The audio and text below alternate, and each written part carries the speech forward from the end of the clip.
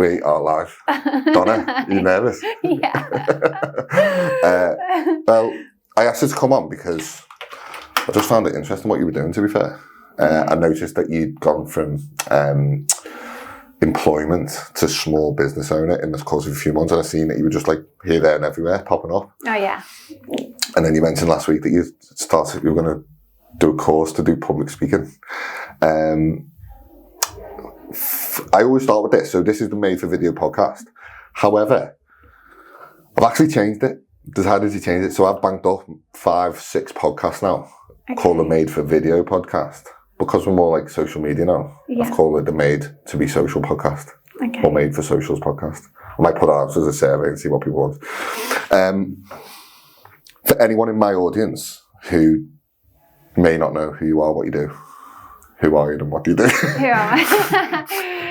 So I'm a very small bookkeeping and accountancy practice. I started in September. I left my job in July. 0 clients, just went for it. Some people build the clients up while they're in employment. I didn't do that. I left my job in July. I had the summer off. All right, I'll have my last summer off before I get really busy because I knew I was going to get busy. That's nice. Faith, isn't it? And then got to September, my little boy started school, and I was sat there on the first day, and I was like, I've got no clients, and I haven't even marketed myself. People don't even know I'm here, and I panicked. And then I started looking at networking events. I did actually go to one networking event in the summer, and just putting myself out there, really let people know I'm there. So is your bookkeeping firm, company now Hayfield Bookmaking? Hayfield Bookkeeping and Accounting. Right, okay. Yeah. So I'll put all them links below. Okay. So is your surname Hayfield or Williams? No, Williams. Hayfield's just the name of the company. Okay, so tell me the story behind that because I was getting confused. Well, I can't because then everyone will know where I live. Oh no. Okay, nobody who's watching this podcast stalked Donna. So I don't want any mischievous misgivings coming from this podcast. She's already nervous now. She thinks people popping out from the wheelie bin. Yeah, it was very hard to find a name. I really struggled. I was going to do something like really cool, like Sedulo. Okay. A really unique name, and then I was like, no, because I quite like traditional, like a quite a classy name. Right. And I was like, well, my street sounds nice. Let's call it that. Yeah, we're not going to tell anyone where Donna lives. It's definitely not Hayfield. It's definitely not in Hayfield. Okay, so one thing that really caught my attention and got me thinking about getting you on the podcast was when you put a post out, I think it was on LinkedIn or Instagram, about the budget. Oh, yes. So obviously the budget's like a really confusing thing and I don't really understand it and what's going to happen next year to small businesses. However, and I'm not going to expect you to go into it in this podcast, obviously, because it's just too much. Yeah. However, if there was a few little like sort of tidbits and like sort of Martin Lewis style, just give some like a few like just throw some stuff out there like of what could help small businesses with this new budget. What would you say to them? Yeah, so the biggest takeaway for my clients and small businesses was the national insurance increase. So I've worked with a lot of hospitality companies and it's all staff, got a lot of staff members, and the national minimum wage is increasing as well. So the labour is one of the biggest expenses for hospitality companies, and especially bricks and mortar companies, like salons. So it's having to possibly reprice everything on the menu or reprice the services, making sure that their margin is still profitable. And even though they have increased, the national insurance allowance, if you've got like over 10 staff, that's not gonna cover your expenses. So really, it is making sure keeping an eye on your P&L every month, making sure your service is still profitable while paying them staff. I like it. Like, it's funny though, isn't it? Because like money is such like a taboo subject for like, even like as a business owner, even just like talking about money. Because I remember when I was coaching in fitness, I was charging 150 quid a month, and I was like, I can't increase my money to like 225 a month, which is what my business mentor at the time, Peter, was telling me to do. And he was like, yeah, you just need to charge more. And I was like, can't charge more. I've already paid me 150 quid a month. And then it's like a limiting belief in it, where you're like, you're thinking that you're thinking your customers think how you think on your budget. Yeah. Your customers, you want people who've got more of a budget. I was actually listening to Leon McCowan the other day at an event. Shout out to Leon, because he's an absolute beast in business and sales, especially. He was saying, when people start out, they put their price based on their own financial situation, not the customers, and it's the biggest fucking mistake you can make. So that's weird that you've said that. Yeah, got the deja vu there. Pricing is really difficult. I think it's emotional as well. You start thinking about your own. Would I pay that? Am I worth that? That's what you start thinking about. Yeah. I've taken 2 years to, to learn how to build my business while I've employed. I've been doing lots of webinars on pricing, and that's one of the biggest things that bookkeepers and accountants and a lot of businesses struggle with pricing. But you know what quote I've heard is, it is hard to increase your prices, but it is also very hard to have low prices and not cover your overheads. So you've got to choose your hard. 100%. You've got to choose what hard you want. Yeah, defo. It's actually, it becomes a race to the bottom if you go cheaper as well. Yeah. It's like, this content creator studio, don't even know what to call myself. This content studio is charging X amount. I'm just going to go a little bit, I'm going to undercut them by 50 quid and I'll get the job. But actually, there's no strategic benefit to being cheaper. No. And people think, by going cheaper, I'm going to get loads more work. And I can say firsthand, being in fitness, doing all the shit I've done through fitness and then transitioning to this, it's never benefited me to be cheaper. No. And actually, when I have put prices up, nothing's happened anyway. Yeah. People have just gone, When I had the wedding cake business, I went, it was a celebration. It was a cake business at first. And then I went into wedding cakes because obviously the margin is much higher. But what I found is I increased my prices because I wanted a better type of clientele. I wanted to be known as the luxury brand. And so I increased my prices, and it was crazy because I found that the people that were paying the least wanted more. Yeah. I did find that. And the ones that were paying a big chunk of money were like, I trust her. We're paying her all this money. Let her get on with it. Yeah. 100%. I love it. Fucking hell, I love it. Let's go back a little bit. We digress. Tell me a little bit about this wedding cake business and how on earth you went from a wedding cake business to accountancy. Wait, so are these like, correct me if I'm wrong, are these like hobbies that have turned into jobs?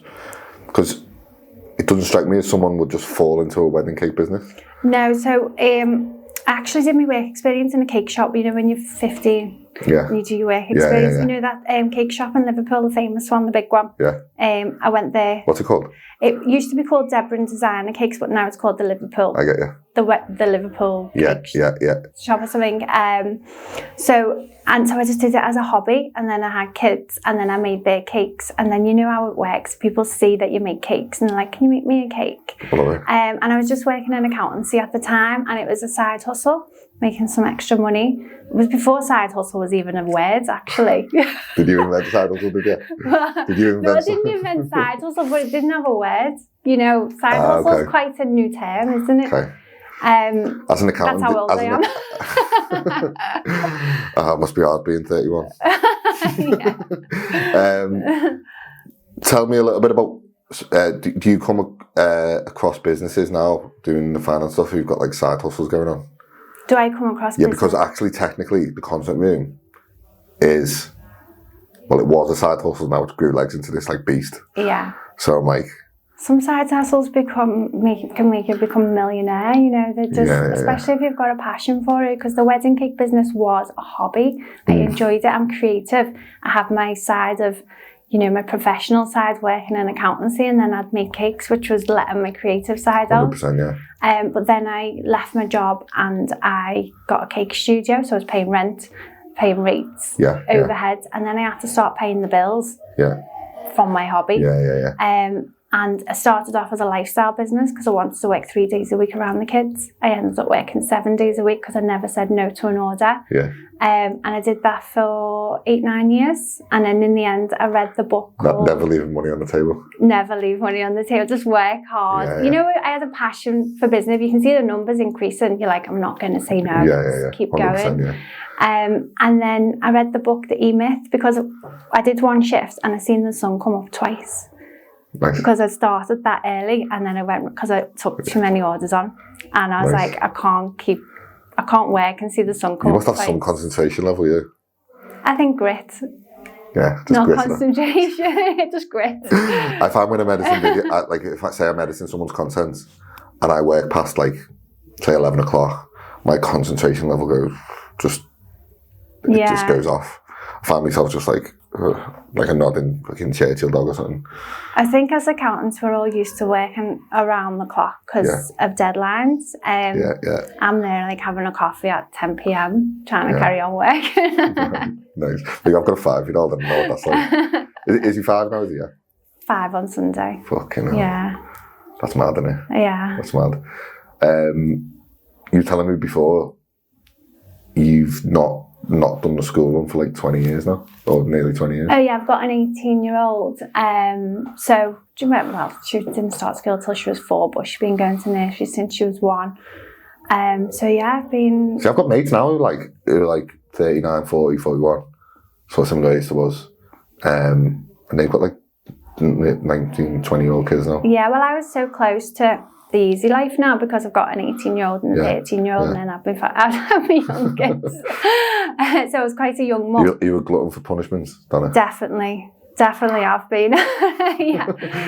So I was quite young with my daughter, so I was 22 when I had her, and then I'm now my own mum. What did you say before? Geriatric mum? Well, that's what it's classed. It's the actual medical term, geriatric. I know. It's crazy. I think they've stopped saying Is that just for women though? Just for women. So you can't be a geriatric dad, because technically I'm a geriatric dad. If it was 35. No, it's more a medical term because women once you hit a certain age, there comes a little bit more complications. But it doesn't mean that women can't have children at that age. They just have to. I know a woman now. Do you know Maxine? Maxine. I'm not going to say a second name because if I get it wrong, then she'll kill me. Maxine got pregnant at 43. Oh wow! Has she got no other children? She's got 2. Yeah, she's got an older kid. Got pregnant at 43. He's 2 now. So she's 45 now. Yeah, you know what? You appreciate it more when you're older because, like, when I was younger, I was trying to live 2 lives. I was 22. I still wanted to go out and party. I still wanted to be in my friend circle, and I was a mum. So I was pulled in 2 different directions. Now I'm like, so boring. Just want to stay at home, work, and the kids. That's it. Nothing else. I totally get it. So you mentioned that you'd felt like you were living 2 lives from 22. Did you always have that sort of entrepreneurial, independent woman spirit? Always. I read the book Rich Dad Poor Dad when I was 17, and that was like, no, I can't always be an employee. But so that's why I went into accountancy. It's because I wanted to learn about business, but I obviously needed to earn money as well. So I thought the best way to learn about business is get in the accounts department and learn about the money. Yeah. So you see the whole of the business through the accounts department. Whereas if I went into sales side, I'm not going to see other parts of the business. Whereas in accountancy, you get to see it all. That's really interesting because I've never heard anyone describe it like that before. Like literally when you're in sales, you think, because sales is the lifeblood of any business, right? Yeah. So, but I've never heard someone say it like that. Like when you're say you're a sales manager or like a sales rep, you don't see the fucking inner workings of it.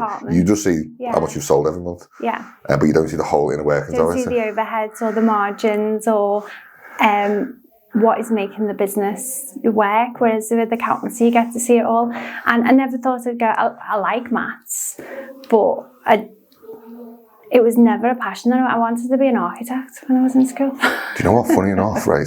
When I came out of school at 16, I had no clue what I wanted to do. This was in 2003, I'm going to say. And then I spent a year just doing like odd jobs, like plastering and working on a building yard and all that. And then decided to go to college. I talk about this all the time because it like really shaped it. I went and worked in a housing company called Barrett's Homes years ago. I don't even know if it's like gone bust anymore. Barrett's house. Have you? Yeah. I've got a Barrett's house. You know. So, yeah, there is a hayfield. Oh God, yeah. Just giving everyone and I spent 5 years from 17 to 21, 22 being this trainee architect. Oh, did you? Believe it or not, yeah. In Barrett's. Really interesting. So I've done like the BTEC, the HNC, got to like a foundation degree. And I was like balling out of control. I was like 20, good money. I was like, this is fucking mega. And then in 2008, when the recession hit, got made redundant for the first time. And I was like, I don't know what to do. But luckily I'd just been there for 5 years, so I was just entitled to a bit of a payout. So I got like $3,000 now. Back then, that was $3,000. Like now, it's not like great. It's like a month's wages. But back then, it was like probably 2.5 months' wages, something like that. Yeah. But I had a credit card and this $3,500, whatever it was, and I was like balling out of control. Like couldn't find a job, going out all the time, partying. You know what I mean? And then there was like that wake up moment where it's like, shit, I've got to do something now. Like I've got to like actually figure my shit out. So I started going to the gym, and then because I couldn't get a job in architecture, I was like enjoying fitness, and then I just started in fitness, and I was like, I can do this. And then a week later, I started the course and just done it, and then got into that from there. But it's interesting you say that. And then spent the next 10 years fucking building 2 fitness businesses. Oh wow! Yeah, it's mad. And then just started doing the marketing. And then transitions to this, but it's like sounds similar to what you were doing with the cake business into this now. Yeah, well, I've learned a lot from the cake business. I learned whatnot. So how big did you actually get the cake business in the end? It was myself. Because before we, like, just for context, like, this is the first time we spoke about what we were going to talk about today. And I never knew that you had a cake business. Yeah. I was known as the cake lady. People still think I'm the cake lady. Well, people still think I'm a PT as well. Like, I haven't done it for like 5-6 years now, and seriously, people still message me saying, "You're still PTing." So it was just me, and then I had help in the summer, just with some casual staff. But I was a little bit of a control freak, whereas I had to carry every wedding cake. So a control freak? Come on. It was just, come on. You know the amount of hours you'd spend on it. I'd spend a lot of hours on a wedding cake that I had to be at every delivery. I was a bit too scared that something could go wrong and ruin someone's wedding day. So you were running around like a blue-ass fly, essentially. Absolutely. It was so... I was like... I burnt myself out massively. Yeah. Burnt myself out. And then I read the book, The E-Myth. Have you heard of The E-Myth? Yeah. Is there a second one of that called Revisit? Like E-Myth Yes, Revisited? I think it might have been that one I read. Yeah. And it made me realise that the business wasn't scalable. I was either going to have to scale it or give it up. And it wasn't scalable because it was a bespoke business. I could have maybe opened a shop and sold cakes, but that wasn't the model that the business was. So I just put a post out and said, I'm not taking any more orders. It took 2 years to wind the business down because people book wedding cakes 2 years in advance. Fucking hell. So I went back. Well, at least you had some money coming in, I suppose. Little bits, because I wasn't taking any more on, if you know what I mean. Yeah. So I still had the unit to pay for. So they were just paying you up front for cakes? They pay a deposit and then pay the balance 2 weeks before the wedding cake was due. Nice. But I wasn't, filling the gaps in between the orders that was already there. I was no more. And I went back to accountancy part-time, ran the business and back into accountancy. So were you qualified as an accountant, like way before? Yeah, so I did AAT, and then more recently I've done ICB. So that's Institute of Certified Bookkeepers, because AAT is very much, it's a brilliant qualification. It's great because I worked in industry, but ICB is more if you want to run a business. Nice. So I learned a lot from that. I really enjoyed revisiting it, actually. Nice. So I stopped taking orders, said no more, give the unit up after my lease ran out. Yeah. And then my last wedding cake was 2019 because it's my cousin's wedding cake, and she was like, "You have to make my wedding cake as the last one." Yeah. I've never made a cake since, and my kids get Colin the Caterpillar now. From last day. Colin the Caterpillar. So, are you married? No. So, if you ever do get married, you'll be having Colin the Caterpillar as your wedding cake, not your own. I'm not going to get married. I'm 41 now. I've got everything I need myself. Right, okay. Sorry, I don't mean to pry. No, that's okay. Sometimes, I don't want to be like asking you questions that... No, it's fine. Not No, I was engaged. You can take this off the thing. No, they don't put this in. I was engaged and he passed away when my son was 1. Don't want to bring your podcast down by putting that in. Really? Yeah. Yeah. Well, I'm sorry about that. No, that's okay. Don't worry. No, because that's shit for anyone, isn't it? Let's be honest. You know what, though? Like, I say to people, So, was that your little boy's dad? Yeah. And again, don't mean to pry, is that the same dad as the... No, my eldest 2 were my ex, and then my fiance was just my son, and he was 1 when he passed away. Okay. But I've kind of lived under a rock for the last few years, just, it was been traumatic time. I get it, yeah. But now I've started my business, I feel like the lights have been turned back on again. Nice. And love it. Everything looks like brighter and more colourful, and I feel like it's just... I feel really positive, and when I speak to people, you're really positive. I'm like, probably when you've been in a bad place and then you come out of it, everything does feel positive. True story. Honestly, true story.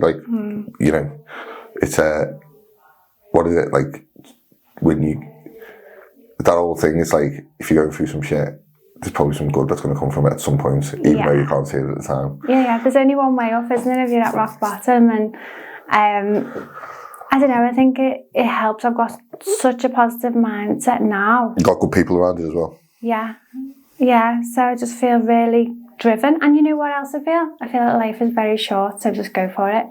That's what that's what it's given me more than anything is, you know what, if I just go for it, what's the worst that can happen? What is the worst? I always say, if you're not going to stress about it tomorrow, don't stress about it today. Yeah. You know what I mean? And if you're not going to stress about it in a week, don't stress about it for, you know what I mean? Yeah. And at the end of the day, what is the worst that's going to happen? No, I know. It's got to take chances. And it just made me realise that life is very, very short. I'm 41 now, and then I've got, I don't know how many more years, another 40 years possibly, but that's such a short period of time. Very short. And you've got to... Seems like yesterday we were leaving school. I know, you've got to squeeze as much as you can in. Squeeze the juice out of it. Yeah, you've got to. That's not an innuendo, by the way. You just got to fit in and just have a little bit of passion for whatever you're doing. 100%. Whether it's a job or a business or... 100%. Usually your purpose does come from work though, because I've got this... I don't want to sound bad saying this, but I always used to say, I do it for my kids. But I don't know if that's actually true. No. I think I just do it for myself. Yeah, you got to live for yourself because my kids, Harry and Charlie, they don't care about me working. No. You know what I mean? They don't, yeah. They literally don't. So I can say, it's all for my kids and that. And I want to provide a good life for them, 100%. Yeah. But the more I've thought about it over time, the more I think, they'd just rather me be at home playing with them. Yeah. Do you know what I mean? They don't. Yeah. They don't care. But maybe when they get older, they'll appreciate it and they'll see it. Yeah. But it's just a weird thought process I've been going through. You got to have. I feel like, you build a life for your kids, but you could do that in a job. You could do that in a job. In theory, I could give them probably a slightly better life when they're young if I did go and get a 9-to-5 normal job. Yeah. Because I could spend more time with them. Yeah, you just got flexibility when you work for yourself though. Yeah. You can go to every single event at the school. Well, that's it, right? So anything there's a big event, I put it in my diary and that's a non-negotiable. Yeah. And then work goes around that. Yeah. I take him to school 3 times a week. You know what I mean? That's everything, isn't it? That is everything. That's one of my core. So before, when I set the business up, I wrote down my core values for the business, and I've stuck. Out of curiosity, I get fascinated around value talk. What are your core values? So number 1 is family focus. Nice.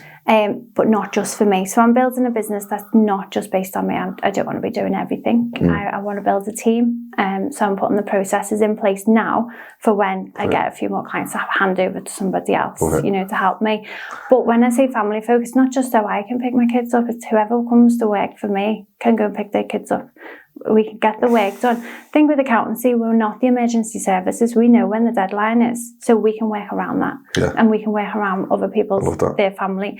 So the last few years I've worked in jobs that are very flexible, and that's made me very loyal to the employer, because I don't mind working until 2 o'clock in the morning as long as I can go to my son's assembly.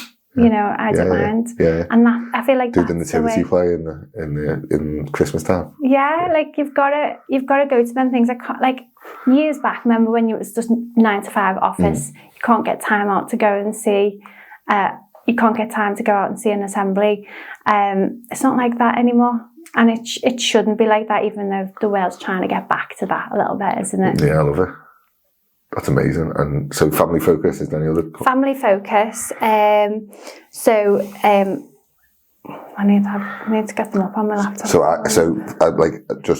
We'll go through that in a minute. Yeah.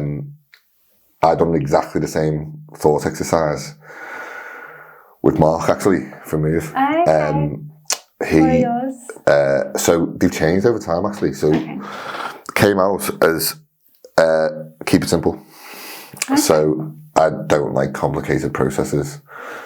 Probably why I don't like my business model is very simple. So there's like a 360 service. You get content strategy, you get filming, you get editing, you get social media management. That's it. Okay. Anyone who comes into the business gets onboarded in the same way. Very simply, they get everyone who's a client gets the same exact value from the service. There's no one who gets more service and less service. Everyone gets the same. Connection. So we say that no one is a number on a spreadsheet who comes and works with us. They're all our friends. They're all people we like to work with. No arseholes. I've worked with enough of them. That's one of mine too. Yeah. Number 1 is, no. No arseholes, Just nice people. Do you know what? You looked so innocent then. When you said that. I don't want to swear. I don't want to swear. I do swear, right? But I'm just going to see the camera looking at me and I'm like, I'll tell you. Donna doesn't like working with arseholes. So if you're an arsehole, don't bother going to Hayfield. So no one's a number on a spreadsheet. If we lose that connection, or we feel like we can't help in some way, even if they're a nice person, but they're just not aligned with our values, we point them in the right direction to someone else in a nice, kind way. And the last one is ownership. Everything's our fault, good or bad. Okay. And it's stupid to say that, isn't it? It's like, not everything is always our fault. Sometimes people do shitty things and it's not your fault. But ownership to us isn't like just, everything's our fault and that's it. It's like, sometimes shit happens and sometimes things get on top of us and things get lost. Like, one of our values is keep it simple. But sometimes things get complicated. Yeah. Sometimes someone's nan dies, or sometimes someone's mum's in a car, you know what I mean? And things get complicated. Or sometimes people go through some shit. But we can own that and we can adjust and we can make the processes based on that ownership. We can't just blame people. Oh, fucking hell, this fucking client didn't turn up today. I can't get him in for another 2 weeks and we've lost £2,000 at dinner. You know what I mean? Like, that doesn't happen. So ownership, connection, and keep it simple. They're the 3. They're good, yeah. They're like the business principles, but then like obviously you got like personal values and stuff there. Yeah. Like I used to value like going out and socialising all the time. Now I'm like you. I'm just like a hair myself and past 8 o'clock. I just don't do it anymore. Yeah, you're not going to see me out in town anymore. Yeah, unless it's a networking. I used to go to fucking, do you know what? Like I used to go to like Concert Square in Brooklyn, Nixon, and fucking Tribeca and all the places in town years ago. Yeah, well, my daughters are partying now, so I go out and I'm like, I feel like I'm everyone's mum because there's lots, you know. You are? Well, yeah, I am, yeah. This was like I'm literally the dad. I don't know where anything is anymore because Liverpool's changed so fast. See, I wouldn't even, I can't even remember the last time I went out. Maybe I should. Maybe I should just go out and just maybe get myself back on the scene. Yeah. But I remember I went into Albert Schloss about. We've done an event in Albert Schloss maybe 6 months, a year ago, something like that. And it was like 8 o'clock. Everyone's bladdered. The music's banging. It's loud. I'm filming, and I'm like, I can't even I can't even hear myself think. I can't even hear myself think. That sounds so grandaddish, doesn't it? But it's so true, though, isn't it? Like, I was like, fucking hell, like, all these people are drunk. Like, I'm sober. But the music is so loud, I can't even hear the person next to me speaking. The camera's like fucking the audio thing on the camera. So, yeah. So, family first. Have the other values come back to you? Yeah, so, family, what was the word I said? Wasn't family first? Yeah, family first. Integrity. Nice. Because obviously, bookkeeping and accountancy practice, which have got integrity is everything. Productivity, massive. I'm massive on productivity. I want to squeeze everything I can. I'm going to keep that little soundbite in the back of my mind now. So thanks for that. Which bit?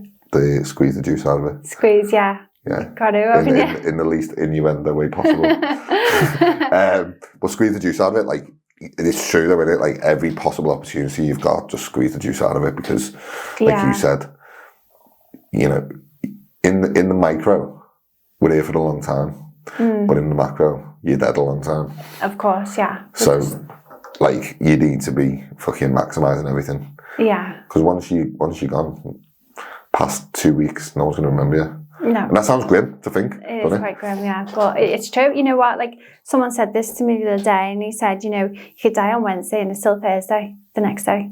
Life goes on. Exactly. Like, I just found out a good friend. What's that saying? People will be fighting over the buffet in your funeral, and they'll only be talking about you in your own funeral. It's weird, isn't it? Yeah. So it's such a morbid thing to say, but actually, don't think about it in a morbid sort of way. I think about it in a sort of positive sort of way, in the sense that you can do some shit. You can make an impact, and you can, get yourself visible and help people and pull people up. Like you said, you want to build a team, and you want to help people to be around the family more, be more productive, get more out of the work. That sounds like a good mission to me. Yeah, just, you don't have to go to work, and it's not a grind.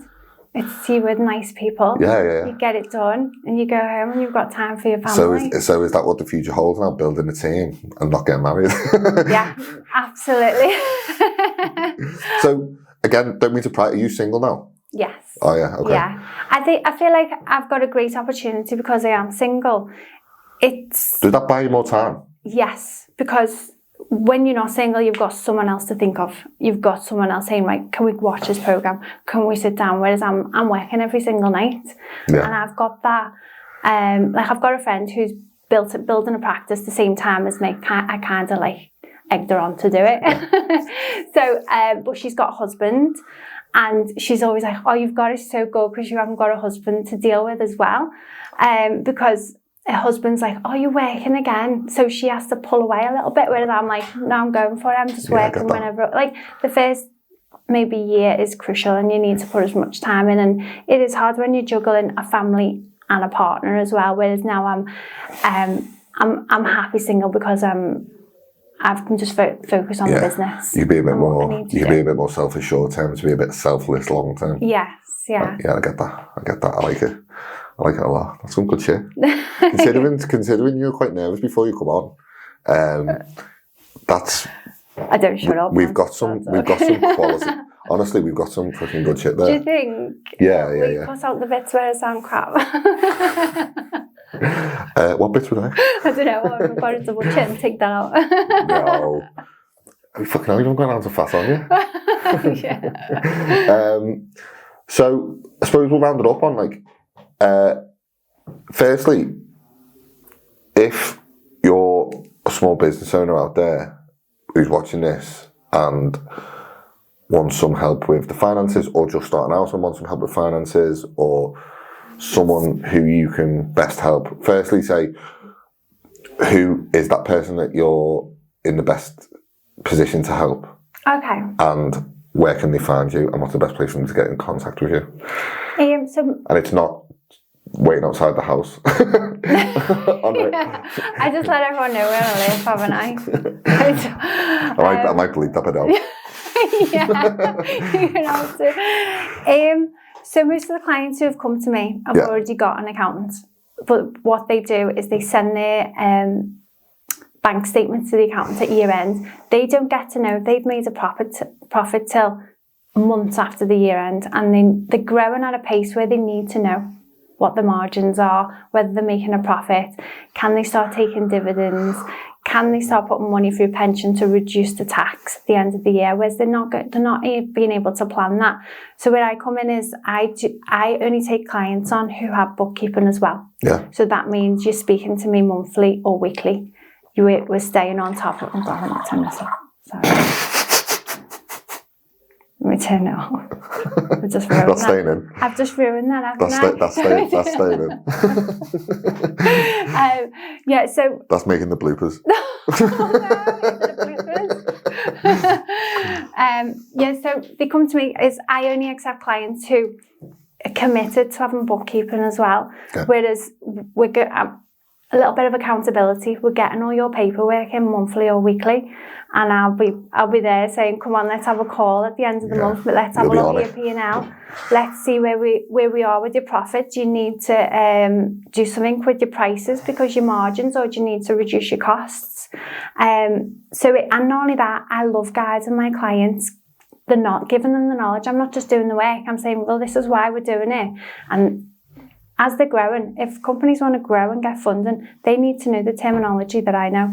You can't go in to try and get funding without understanding your P&L. You know, if you've ever seen on Dragon's Den, where they're like, you know, they're stumped and they don't know what it means. They need to know this stuff. So I love teaching them and telling them and explaining what we're doing and why we're doing it. And so I think, so they have to have bookkeeping as well as accounting. But there's a couple of clients that I've just taken on who are like brand new. So I'm guiding them through the process of what they have to do and starting off right, really. I love what you've done in a short space of time, genuinely. I know we've had a bit of banter today, but I'm genuinely impressed with what you've done so far. Really excited to see how you build a team out. And I think you will succeed at it because, one, you've done it before with the cake stuff, but secondly, you've got the mission, vision and values to do it. So fucking fair play, considering what you've talked to me a bit quite candidly about today, so thank you for that. Yeah. And thank you for being so open. I didn't even know that before you came on, so... Did you? No. Yeah.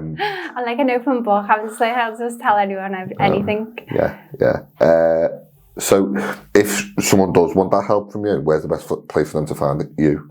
So on my website, so it's hayfieldbookkeeping.com, or you can... Why is that funny? I know, right? Shouldn't it be Williams Bookkeeping? No, because I don't want it about me. It's not about me. Yeah. Well, actually, do you know what? Good point that, because when we were coming up with this place, we were going to call it the Wirral Content Hub. What if you grow past Wirral? Exactly.